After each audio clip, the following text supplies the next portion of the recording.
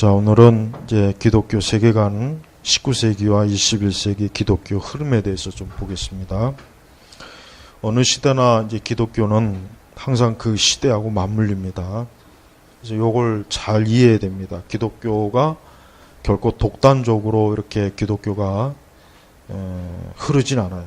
반드시 그 시대의 영향을 많이 받고 그 시대의 영향을 또 주기도 하죠.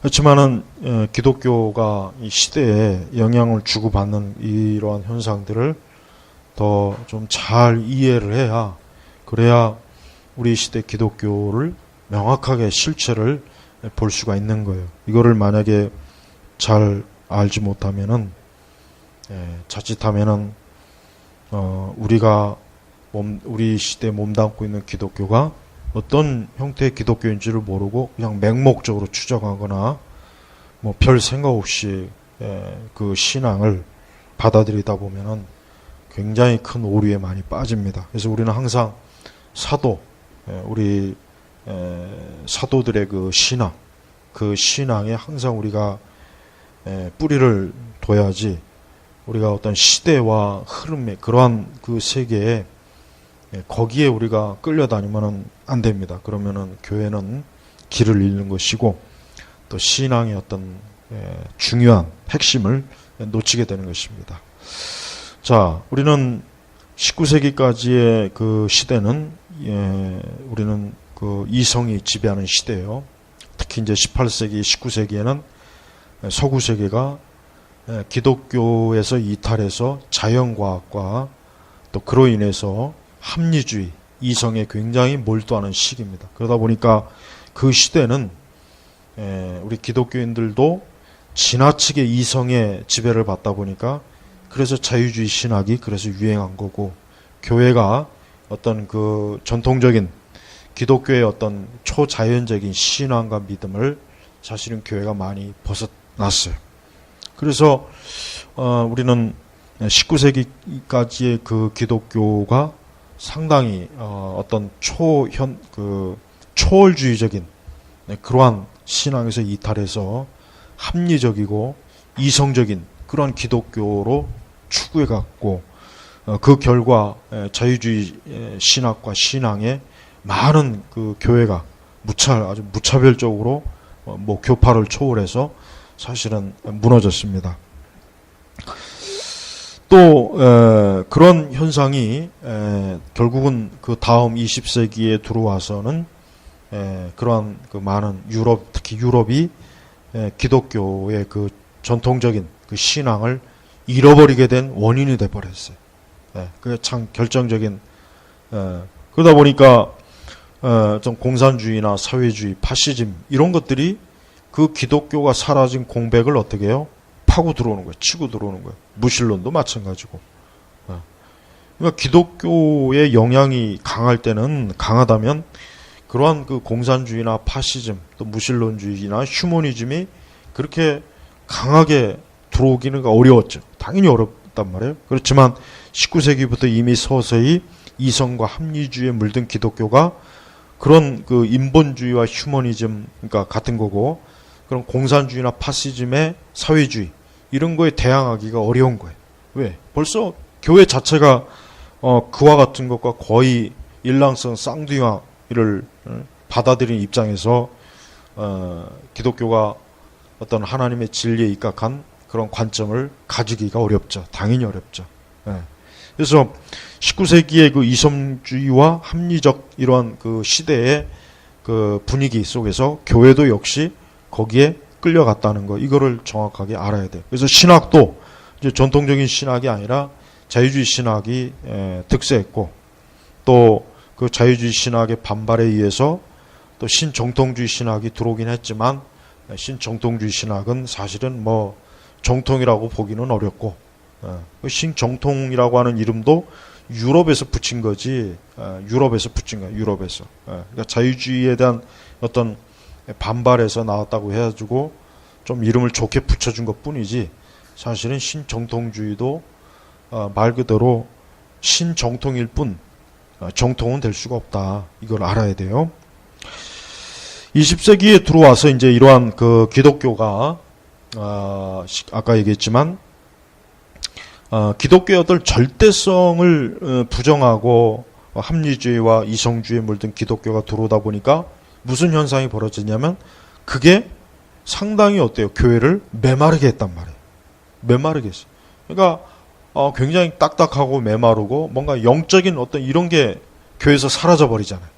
그럼 어떻게 해요, 사람이? 자연히 감정적인 걸 추구하게 돼 있어요. 그래서 오순절주의가 그 틈을 비좁고 들어온 거예요. 그러니까 오순절주의가 들어올 수 있었던 그 배경, 토대는 뭐냐면 자유주의에 의해서, 즉 이성과 합리성을 추구한 자유주의 신앙이 메마르지. 하다 보면 자꾸 메마르고 뭐 하나님도 없다, 천국도 없다, 죽음이. 그러니 당연히 교회를 다니는 입장에서는 교회 갈 이유가 없는 거예요. 교회 왜 가? 쓸데없이. 가봐야 오히려 더 가슴만 차가워지는데. 그러다 보니까 그런 것들을 타개하기 위해서 오순절 은사주의가 들어온 거예요. 그러니까 오순절 은사주의가 들어왔는데 이 오순절 은사주의는 또 이성과 합리성을 배제시켜버려요.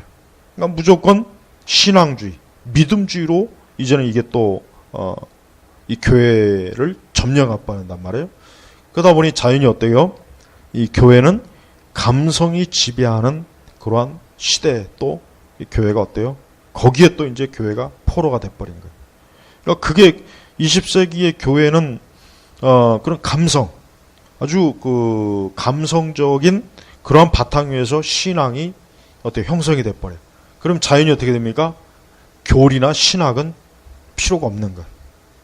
교리나 신학은 굳이 뭐 필요가 있느냐? 우리가 하나님을 느끼면 되고 내가 하나님을 즐거워하고 기뻐하면 되는 거지 거기에 무슨 뭐 신학이 뭐가 필요 있는가? 이렇게 또 돼버려요. 그러니까 20세기 교회를 가만히 보면은 뭔가 모르게 풍성하긴 한데 열매가 없어요. 그 뭐처럼? 무화과나무이처럼.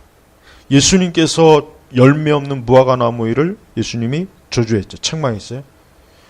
20세기 교회는 딱 그거라고 보면 돼요. 열매가 없어요. 요란하긴 해요. 지금도 마찬가지예요. 그러니까 이 교회가 이 감성의 지배를 받는 거예요.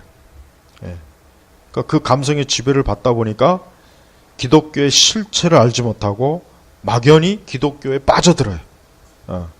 근데 그 기독교는 인간을 구원할 수 있는 기독교가 아니에요. 거기는 그리스도의 십자가가 없어요. 그냥 하나님의 사랑만 있어요. 하나님의 사랑과 풍요함만 있지 다른 건 없는 거예요.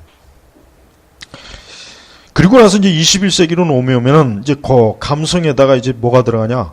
경험을 추구하는 거예요. 경험. 이 경험은 물론 20세기에도 체험과 경험은 있긴 했는데 21세기의 이 경험과 체험은 이거는 주관적으로 바뀌어 버렸어요. 그래도 그 전에는 어떤 인간의 체험이라든가 경험을 그래도 어떻게든 하나님의 진리에 좀 그래도 거기에 근거를 둔 체험과 진리를 추구하다가 21세기 들어오면은 이제 포스트 모던에 더 깊이 영향을 받다 보니까 이제는 감성에다가 내 개인적인 경험을 추구하게 되는 거예요. 그럼 이렇게 되면 이제는 기독교는 뭡니까? 각자 다 다른 기독교를 갖고 있어요. 그러니까 교회 안에 있다고 해도 옆 사람이 믿는 기독교하고 내가 믿는 기독교가 달라요. 이렇게 돼버려요. 더 기독교가 어때요? 원자화되고 분자화돼 버린 거예요. 그래서 오늘 우리가 지금 살고 있는 이 형태, 이 세상의 기독교라고 하는 것은 뭐냐면 각자가 자기가 생각하고 좋아하는, 경험하는 그 기독교가 돼버렸어요. 이런 사람들한테는 우리가 아무리 칼빈주의, 소요리문답, 대요리문답 뭐 얘기해봐야 사실 소용이 없습니다. 안 먹혀요. 전혀 그들의 귀에 안 들어갑니다. 이미 그들은 이미 자기가 원하는 기독교를 이미 확고하게 딱 마음에서 결정을 했기 때문에 거기에 비집고 들어가기가 어려운 거예요. 오직 하나님께서만이 그걸 비집고 들어갈 수 있는 거예요. 그러니까 지금 우리는 이 시대에 보면은 이런 감성과 개인적 경험을 추구하는 기독교가 들어오다 보니까 이제는 어때요? 무엇이든지 그 사람이 느끼고 체험하면 그거는 무조건 인정을 해줘야 돼요. 그걸 틀렸다 그러면은 상당히 기분 나빠하죠. 싫어하죠. 그래서 우리가 이런 그 뭐 성령 운동이 성령의 은사 운동 이것도 20세기와 21세기는 또 달라요. 둘이 비교해 보면 또 다르다고. 공통적이지 않아요. 훨씬 더 21세기 성령운동이나 성령의 은사주의는 훨씬 그 이전보다 훨씬 더 세분화되었고 훨씬 더 하나님의 진리에서 더 멀리 떨어져 갖고 이제는 이것은 기독교의 역사, 성령의 역사라고 보기가 어려운 부분들이 거의 대부분이. 근데 지금은 아직도 근데 이런 것들을 추구하죠. 신사도 운동도 마찬가지고 오순절 은사주의도 그 전에 1950년대 은사주의하고 지금하고 또 틀려요. 너무 많이 차이가 난단 말이에요. 같은 오순절이라고 해도 시대마다 어때요? 서로 너무 틀려요. 달라요. 그러다 보니까 이제 오순절 내에서도 그런 차이점이 자기네들끼리 서로 있어요. 또 그런 차이점들이 또 있단 말이에요. 그런데 한 가지 중요한 것은 유독 기독교만 이러한 영향을 많이 받아요. 그 외 이슬람이나 힌두교는 여전히 어때요? 흔히 얘기하는 원리주의에 오히려 더 원리주의에 빠져요. 그러니까 기독교만 자꾸 시대의 영향을 받아가지고 기독교의 근본적, 그러니까 기독교의 원래 모습들을 자꾸 잃어가는 데 비해서 힌두교나 이슬람은 민족주의, 그러니까 힌두교와 이슬람은 왜 그러냐면 19세기에 그 서구 세계가 어때 식민 지배를 했단 말이에요.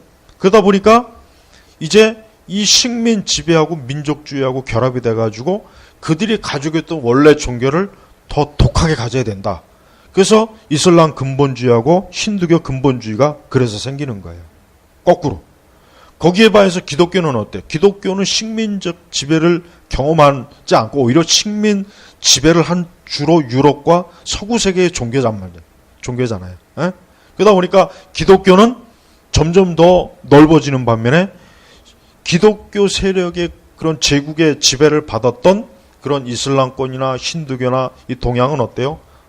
거꾸로 그들이 가지고 있는 종교가 근본주의, 의리식으로 얘기하면 근본주의, 원리주의로 더 몰아가는 거예요. 그러니까 묘하죠. 기독교는 점점 기독교의 근본이 무너지는데 이방 종교는 오히려 더 어때요? 점점 더 세지는 거예요. 세져요. 그래서 그 결정적인 게 9.11 테러에서 그래서 나타난 거란 말이에요. 그리고 앞으로도 아마 이거는 내가 볼 때는 더 심화되면 됐지 아마 덜 하지는 않을 것 같아요. 그래서 세상의 모든 이 종교가 이게 그러니까 우리 기독교는 개인적, 주관적 신앙과 관점으로 이렇게 점점 더 세포화되는 데 비해서 이슬람과 힌두교는 여전히 요지부동이에요. 오히려 그 이전보다 훨씬 더 이슬람과 기독교는 더 어때요? 그들의 그 원리에 충실한 종교를 가져야 된다고 굉장히 더 압박하고 쪼여와요. 그러다 보니까 그런 이방 종교와 상대하는 기독교가 어떻게 돼요? 그냥 역부족이죠. 그래서 선교사들이 선교가 상당히 어려운 이유가 뭐냐면 다른 이유가 아니라 이방 종교 때문에 어려운 게 아니라 기독교 자체 때문에 어려운 거예요. 기독교 자체가 우리가 원래 가지고 있는 복음과 신앙, 십자가 이걸 자꾸 와해시키니까 그게 되겠냐고요. 안 되죠. 그러니까 선교의 어려움은 선교지의 어려움이 아니라 기독교가 문제가 있기 때문에 선교가 어려워진 거예요. 그걸 더 정확하게 알아야 된다고. 그래서 이제 WCC처럼 이제 뭐 선교사를 파송하려도 이제 우리가 복음을 전하기 위해서 파송하지 말고 오히려 그 나라 그 고유의 전통 종교를 더 강화시키기 위해서 선교사를 파송해라. 이런 말도 안 되는 선교 정책까지도 지금 내놓을 정도로 얼마나 참 문제가 많아요. 응? 그래서 우리 기독교가 사실은 제일 심각해요. 기독교가 사실은 제일 심각하고 또 기독교가 또 한편으로 이제 이슬람과 힌두교가 이런 원리주의를 추구하다 보니까 그런 그 원리주의에 굉장히 그 혐오감을, 그러니까 그런데 피로감을 느낀 그 종족들이나 민족들이 기독교 쪽으로 또 역으로 기독교로 또 돌아오는 또 이런 일도 있어요. 그래서 아프리카 같은 경우가 기독교로 많이 개종을 하잖아요. 그 왜 그러냐면 이슬람 이 종교의 그 지나친 원리주의가 굉장히 많은 해를 주니까 종족 싸움 뭐 이런 것들을 많이 주니까 이제 거기에서 견디다 못해서 이제는 오히려 기독교적으로 넘어와요. 근데 안타깝지만 아프리카의 기독교는 정통 기독교라기보다는 아까 얘기했지만 번영신학에 기반을 둔 기독교이기 때문에 상당히 또 문제가 많아요. 심해 그것도. 남미는 오순절 은사주의 기독교고. 자, 여러분 이 기독교라고 하는 것은 이래요. 이렇게 일단 19세기부터 이렇게 어쨌든 그냥 간략하게 내가 봐왔지만은 기독교가 지금 제일 큰 문제는 뭐냐면 결국은 기독교가 사도들의 신앙의 유산을 충실하게 이어받지 못하고 그것을 자꾸 어때요? 버리는 거예요. 자꾸 버리는 거예요. 아, 이거 시대에 맞지 않아. 이건 우리 시대에 안 어울려. 문화 안 어울려. 자꾸 버려요. 그리고 그 대신 그 자리를 뭐가 치고 들어오느냐. 인간의 감성과 경험이 들어오니까 그런 상태에서는 그 기독교는 실체를 잃어버린 유령. 껍데기 돼. 그러니까 어떤 모양이든지 다 만들어낼 수 있는 기독교가 돼버려요. 그러니까 사실 지금은 진짜 엄밀하게 우리가 정통 그 신학과 신앙에 비춰볼 때 사실 지금의 이 기독교는 너무나 많은 부분에서 이게 지금 문제가 잘못된 게 너무 많아요. 근데 그런 것들을 일일이 다 지적하자니 어떻게 됩니까? 기독교가 와해가 돼버려요. 이것 빼고 저것 빼고 다 엄격하게 적용을 하다 보면은 결국 대중 기독교라고 하는 것은 없어져 버리는 거예요. 그러다 보니까 손을 못 대는 거예요. 이러다간 기독교라고 하는 것 자체가 사라지겠구나, 없어지겠구나 해서 그냥 보편적 기독교로 다 그냥 암묵적으로 인정해 버려요. 잘못된 거죠. 그러면 안 되는데. 그건 잘못된 거라고. 그리고 또 그 와중에 우리나라 같은 경우는 이단들이 막 번성해져. 이단들이 번성하는 것도 다른 이유가 아니에요. 기독교가 원래 가지고 있던 그 교리와 신앙을 벗어버리니까 그러니까 당연히 이단들이 끼어들기 좋죠. 자기들도 기독교라고 얘기하잖아요. 이제는. 우리도 기독교다. 너희만 기독교냐? 우리도 기독교다. 옛날 같으면 꿈도 못 꿨던 그런 말들을 이제 사이비 이단들이 아주 뭐 자신 있게 당당하게 얘기해요. 오히려 자기들이 정통이라고 얘기하잖아요. 그만큼 우리가 이 복음주의 교회들의 이 기독교는 지금 사실 굉장히 심각합니다. 이 심각성을 좀 제대로 이걸 빨리 이렇게 드러내야 되는데 아까 제가 했지만 이거를 제대로 드러내기 시작하면 무슨 문제가 생기냐면 대부분의 교회나 기독교라고 하는 것들이 이게 기독교라고 할 수 있겠는가라고 하는 심각성에 부딪히게 돼버려요. 그래서 손을 못 대는 거예요. WCG 문제만 해도 이거를 제대로 파고들면은 이건 이교주의란 말이에요. 이걸 어떻게 정통 기독교를 할 수 있어요? 근데 그거를 파고들기 시작하면 얼마나 많은 교회들이 어때요? 결국은 무너져요, 사실은. 당연히 사실 무너져야 되는 건데 그걸 무너뜨리려고 하나요? 그걸 무너뜨리면은 거기에 있는 많은 기생하고 있는 많은 교회와 목회자들이 같이 무너져야 되는데 그들이 무너지려고 하겠어요? 절대 안 무너지죠. 여러분 우리가 지금은 우리 사회도 그렇지만 기독교도 너무나 지금 참 문제가 뭐냐면 일단 이성과 합리성이 이제는 오히려 거꾸로 들어와야 돼요. 오히려 교회가 이제는 이성과 합리주의가 들어와야지 이게 이제 기독교의 정체성을 그 이성과 합리성이라는 도구로 기독교의 정체성을 찾을 수 있는데 이성과 합리성을 도구로 하지 않고서는 기독교의 정체성을 찾기가 어려워요. 어렵게 된다. 감성과 체험으로 기독교를 어떻게 찾아요?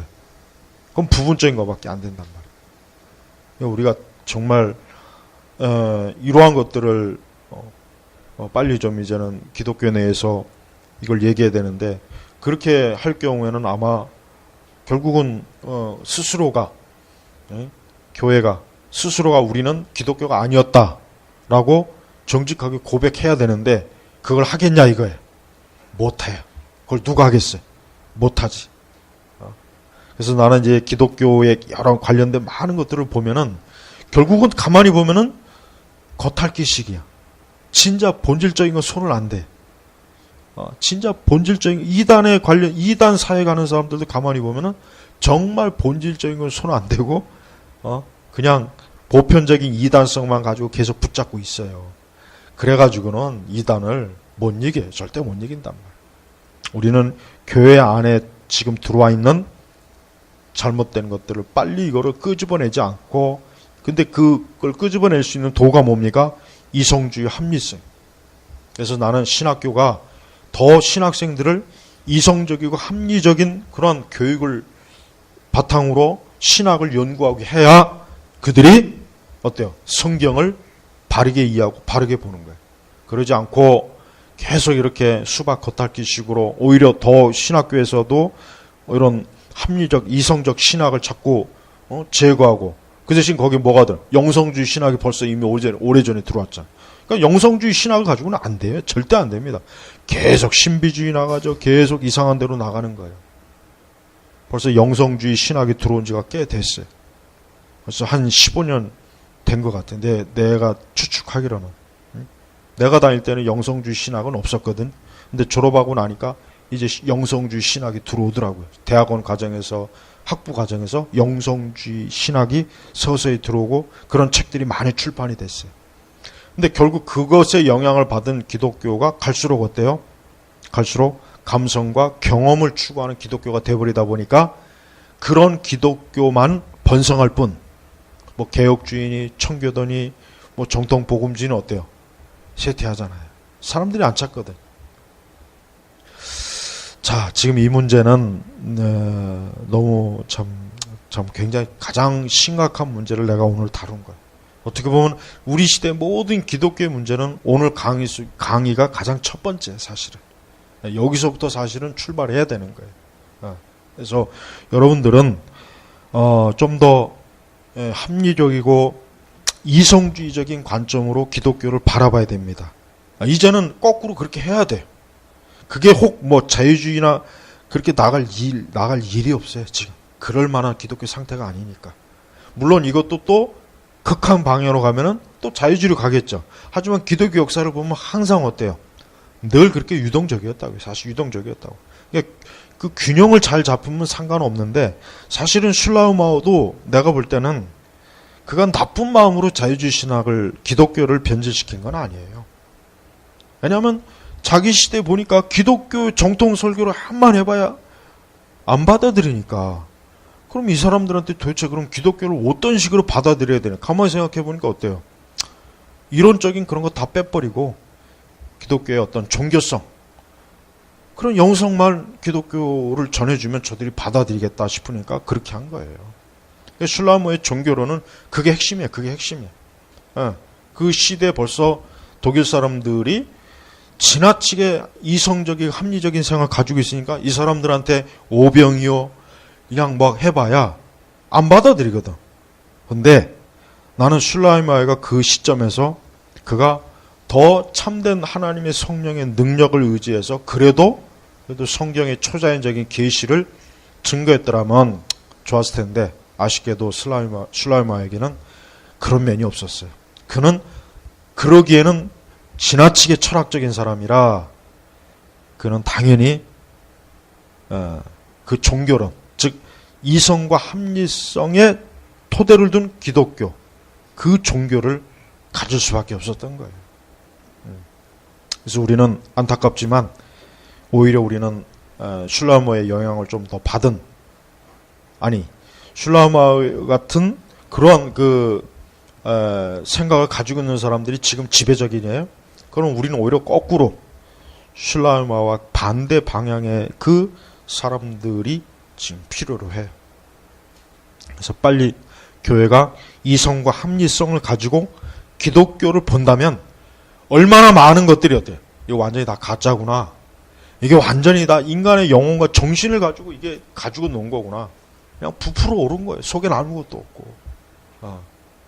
오늘 이 강의는 진짜 내가 신학교에서 했으면 딱 좋았을 뻔한 강의인데 이걸 우리 교회에서 하게 됩니다. 어쨌든 여러분들이 이 강의를 좀 듣고서 지금 우리 교회가 회복돼야 될 것은 미친 듯이 손들어대면서 찬양할 게 아니라 자리에 앉아갖고 성경을 똑바로 읽고 책을 좀 읽어야 돼요. 그리고 이성주의, 합리주의를 좀 배워야 돼요. 논리학을 배워야 돼요. 그래서 그걸 가지고 우리가 다시 기독교의 근본적인 그 토대와 그 체계를 제대로 교회가 인식을 해서 잘못된 거 다 쫓아내야 됩니다.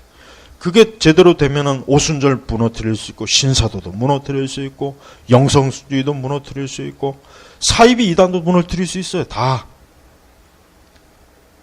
이게 핵심이에요. 근데 이성과 합리성을 얘기하면 벌써 기독교의 그 영적인 거를 무너뜨리는 자유주의자가 또 나왔다 해가지고 이단시한단 말이에요. 내가 이런 강의를 하게 되면 분명히 어떤 사람은 아니 왜 갑자기 이 기독교의 이성과 합리주의를 얘기하냐, 그건 옛날에 자유주의 신학자들이 얘기했던 거 아니냐, 그렇게 분명히 오해할 사람이 틀림없이 있습니다. 아마 다 그렇게 오해할 거예요. 근데 그럼 말귀를 못 알아들어요. 그건 무식한 거니까 자기의 머리를 탓해야지 나를 탓하면 안 돼. 더 공부를 하고 와서. 제가 신학교를 운영한다면 난 신학생들에게 기도원이나 이런 데보다는 아주 철저하게 논리와 이성주의, 합리주의를 가르칠 거예요. 왜? 그들은 그걸 배워야 돼요. 그걸 배우지 않고서는 우리 시대 기독교가 얼마나 지금 사도시대 신앙에서 이탈됐는가를 못 알아챈단 말이에요.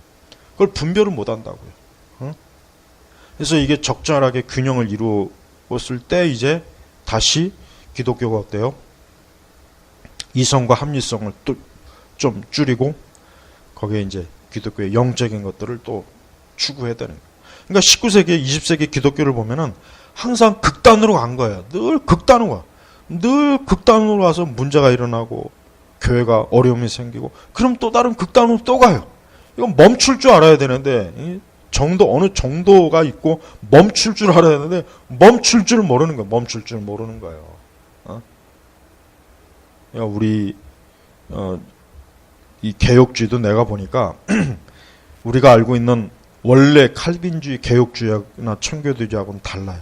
우리 한국에 있는 청교도나 개혁주의는 이거는 또 어떤 문제가 있냐면 이성과 합리성에 치중한 개혁주의와 청교도주의예요. 그러다 보니까 개혁주의 청교도들을 봐요. 메마르잖아요. 뜨거움이 없어요. 열정이 없어요. 뭔가 이 복음을 통해서 막 이게 없어요. 근데 그렇게 해가지고는 지금 같은 영성주의 시대는 무차별적으로 다 무너집니다. 안 돼요. 안 된단 말이에요. 그러니까 보면은 그래요. 뭐든지 제대로 깊고 넓게 봐서 본질이 무엇인지를 발견해야 되는데 그걸 다 놓쳐요. 내가 볼 땐 다 놓친다고. 그러니까 너무 이쪽 극단은 안 좋습니다. 항상 균형을 맞추는 게 가장 중요한 거예요. 그러니까 우리는 그런 의미에서 성경은 언제나 그 균형을 딱 잡아주고 있어요. 그러니까 성경을 제대로 이해하려면은 그런 균형적 시각을 가지고 있어야 성경을 이해할 수 있습니다. 내가 아까 오전 설교도 그랬잖아요. 우리는 예수님은 복음만 전했다고 자꾸 생각하죠.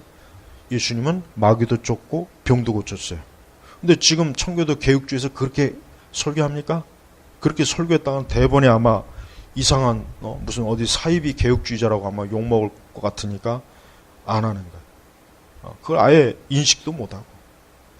그래서 진정한 기독교가 뭔지를 제대로 알면 거기에 우리 신앙이 거기에 뿌리를 내려야 돼요. 이상한 데로 떠나가면 안 돼요. 이건 내가 다음 시간에 또 계속 이어서 할게요. 자, 기도하겠습니다. 하나님 아버지 감사합니다. 참된 기독교가 무엇인지를 시대를 배경으로 해서 옳고 그런 것을 분별할 줄 아는 지혜와 명철을 주셔서 우리가 정확한 복음, 진리에 뿌리 내리게 하여 주시옵소서. 감사드리며 예수님의 이름으로 기도 올립니다. 아멘.